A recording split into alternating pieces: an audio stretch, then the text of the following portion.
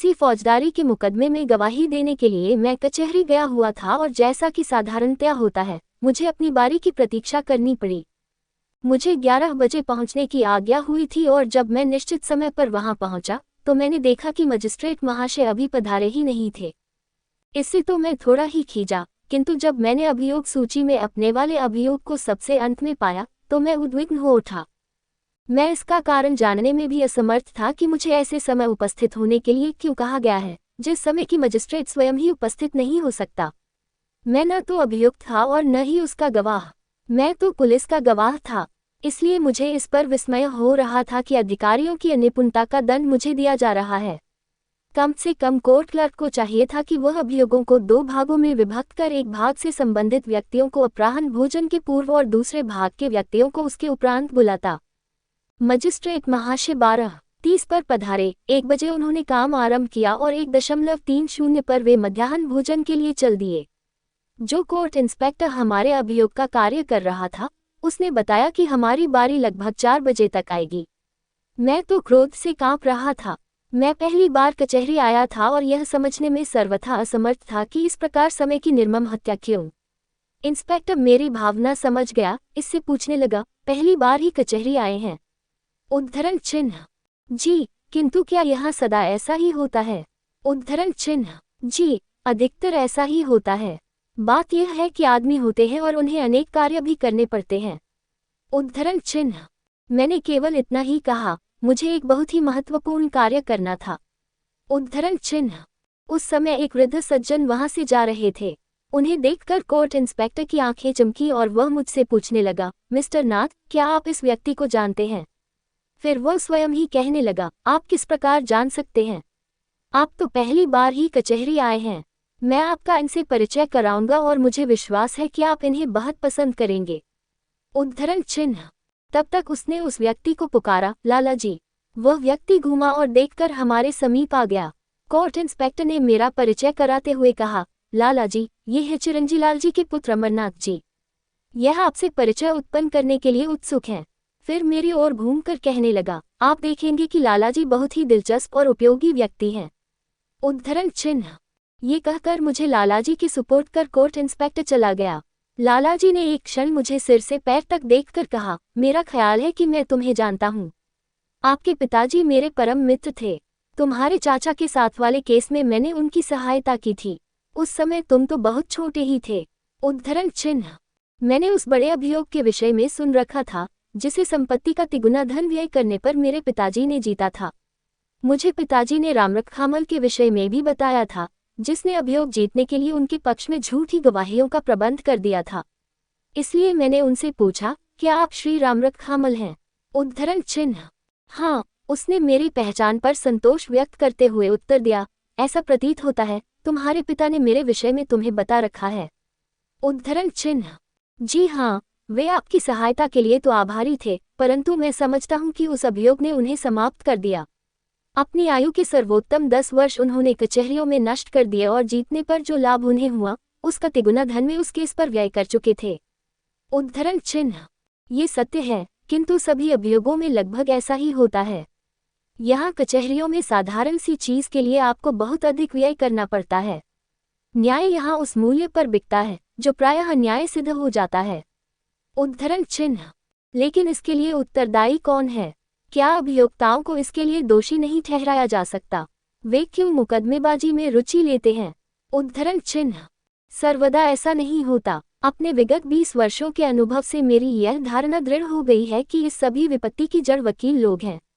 इन लोगों ने सारी स्थिति ऐसी उलझा दी है कि कोई साधारण व्यक्ति बिना वकील की सहायता के कचहरी में अपना अभियोग प्रस्तुत ही नहीं कर सकता।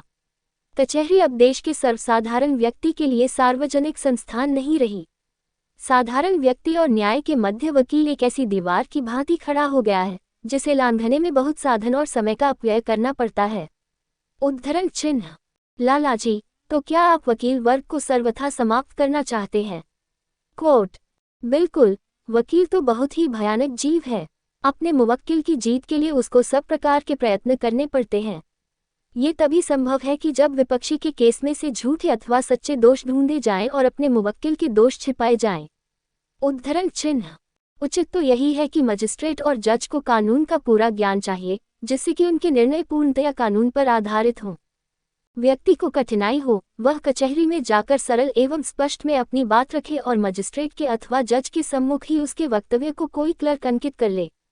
तब न्यायकर्ता उस व्यक्ति को बुलाए जिसके विरुद्ध शिकायत की गई हो और उसका वक्तव्य भी सुने। तदनंतर विषय से संबंधित साक्षियों को बुलाकर फिर अपना निर्णय दे। इसमें वकील के लिए कोई स्थान नहीं है। मजिस्ट्रेट अथवा जज स्वयं अभियोग का निर्णय कर सकता है। कोर्ट: लेकिन लालाजी, मैंने कहा, केवल एक व्यक्ति का ही निर्णायक होना तो अधिक संदेहास्पद हो सकता है। वकील के होने से कम 2 व्यक्ति और ऐसे हो जाते हैं जो कानूनी दृष्टिकोण से विचार करने में न्यायकर्ता की सहायता कर सकते हैं। उद्धरण चिन्ह: एक अभियोग में एकाधिक न्यायकर्ताओं द्वारा विचार करने के विषय में तो मैं कुछ नहीं कह रहा। मेरा कहना तो ये है कि किसी पक्ष विशेष द्वारा किराए पर किया गया वकील न्यायकर्ता के निर्णय में कदापि सहायक नहीं हो सकता। विपरीत इसके अधिकांशतया वकील न्याय के मार्ग में बाधक ही होता है। कोर्ट: मैं आपको अपने उस केस के बारे में बताता हूँ जिसमें मेरा आधा जीवन और पूरी शक्ति नष्ट हो गई है।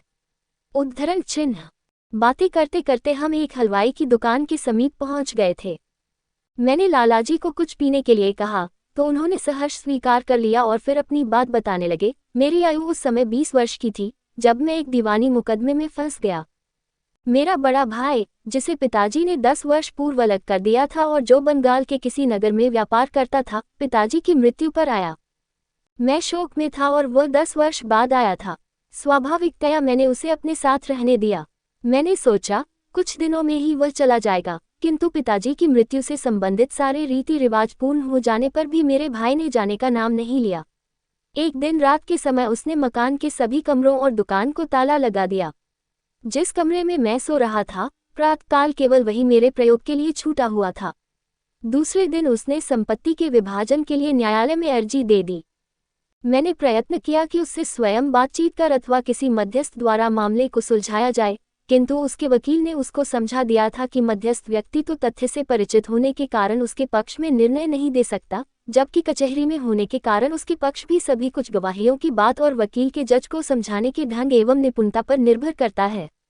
न्यायाधीश को ये प्रारंभिक बात समझने में 2 वर्ष लग गए कि अभियोक्ता कौन है और उसकी स्थिति क्या है। मेरा भाई, उसकी पत्नी और पुत्र अभियोक्ता थे, जिनका प्रतिनिधित्व पृथक पृथक वकीलों द्वारा होता था। अल्पवयस्क होने के कारण मेरे भतीजे का प्रतिनिधित्व एक संरक्षक भी करता था, जो कि मेरा भाई नहीं था। अभियोग की प्रारंभिक स्थिति में तो मैं स्वयं ही उसकी देखभाल करता रहा। एक अवसर पर जबकि किसी न किसी बहाने अभियोग की तिथि बार बार टलती रही, तो मैंने क्रोध में ये लिख कर दे दिया, 1 वर्ष से अधिक हो गया है, किंतु कोर्ट अभी तक ये नहीं समझ सका कि कौन कौन अभियोक्ता हैं और कौन कौन उनका प्रतिनिधित्व करते हैं। यदि इस प्रकार कार्य होता रहा, तब तो मैं समझता हूँ कि मेरी मृत्यु के बाद ही संभवतया निर्णय हो सके। न्यायालय ने मेरे वक्तव्य पर आपत्ति उठाए और मुझे धमकी दी गई कि मेरे विरुद्ध न्यायालय में मानहानि का अभियोग दायर किया जाएगा। यद्यपि मेरे वक्तव्य में ऐसी कोई बात नहीं थी, किंतु मेरे भाई के वकील ने आपत्ति उठाए और मुझे अपने उस तथाकथित दोष के लिए क्षमा याचना करनी पड़ी। तब मुझे भी वकील रखना ही पड़ा। अभियोग टलता रहा और अंत में हाईकोर्ट के ये निर्णय करने तक कि पिताजी की मृत्यु के समय मेरे बड़े भाई का उसकी संपत्ति में किंचित भी अधिकार नहीं था। 7 वर्ष लग गए, किंतु यही इसका अंत नहीं हो गया। जिस संपत्ति पर मेरे भाई ने अपना अधिकार कर लिया था, उसे छुड़ाने में 1 वर्ष और नष्ट हुआ। इस सब का परिणाम ये हुआ कि मेरा भाई भिखारी बन गया और मेरा मकान खाली करने के कुछ ही समय बाद उसका देहांत हो गया। उसके लड़के की शिक्षा इस कारण ठीक प्रकार से नहीं हो सकी, क्योंकि उसकी संपत्ति के और भी लेनदार थे। इस समय वह बेचारा एक साधारण सी दुकान पर 30 रुपए की नौकरी कर रहा है। मेरे भाई की पत्नी अपने पड़ोसियों के घरों में काम करके अपना गुजारा कर रही है। मैंने भी मुकदमा लड़ने के लिए इतना कर्ज लिया कि उसको चुकाने के लिए मुझे वह सब संपत्ति बेचनी पड़ी। इससे भी अधिक बुरा ये हुआ कि मुझे कचहरी में आकर वकीलों की बहस सुनने का चस्का लग गया है और मैं किसी भी व्यक्ति के केस में रुचि लेने लगता हूँ। ईमानदारी के प्रति मेरा विश्वास मिट गया है। कभी कभी मुझे झूठी गवाही देने पर कुछ रुपए मिल जाया करते हैं। अब तक हम ठंडाई पी चुके थे।